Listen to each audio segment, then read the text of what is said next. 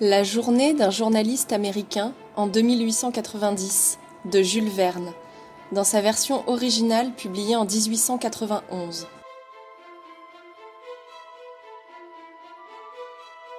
Les hommes de ce XXIe siècle vivent au milieu d'une féerie continuelle, sans avoir l'air de s'en douter.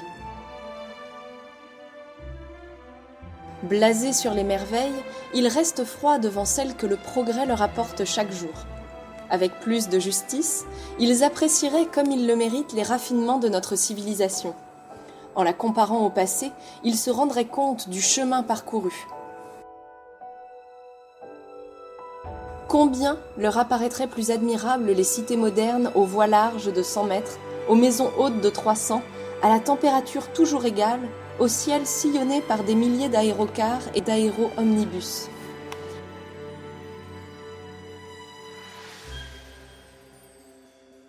Auprès de ces villes, dont la population atteint parfois jusqu'à 10 millions d'habitants, qu'étaient ces villages, ces hameaux d'il y a 1000 ans, ces Paris, ces Londres, ces Berlin, ces New York, bourgades mal aérées et boueuses, où circulaient des caisses cahotantes, traînées par des chevaux.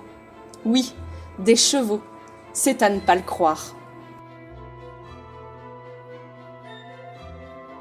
S'ils se souvenaient du défectueux fonctionnement des paquebots et des chemins de fer, de leurs collisions fréquentes, de leur lenteur aussi, quel prix les voyageurs n'attacheraient-ils pas aux aérotrains et surtout à ces tubes pneumatiques jetés à travers les océans et dans lesquels on les transporte avec une vitesse de 1500 km/h.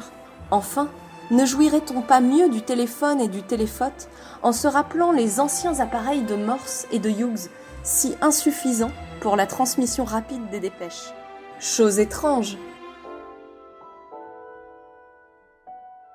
Ces surprenantes transformations reposent sur des principes parfaitement connus que nos aïeux avaient peut-être trop négligés. En effet, la chaleur, la vapeur, l'électricité sont aussi vieilles que l'homme.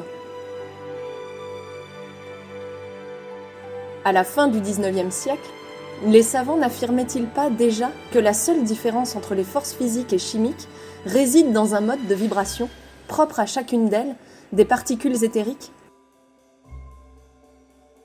Puisqu'on avait fait ce pas énorme de reconnaître la parenté de toutes ces forces, il est vraiment inconcevable qu'il ait fallu un temps si long pour arriver à déterminer chacun des modes de vibration qui les différencient.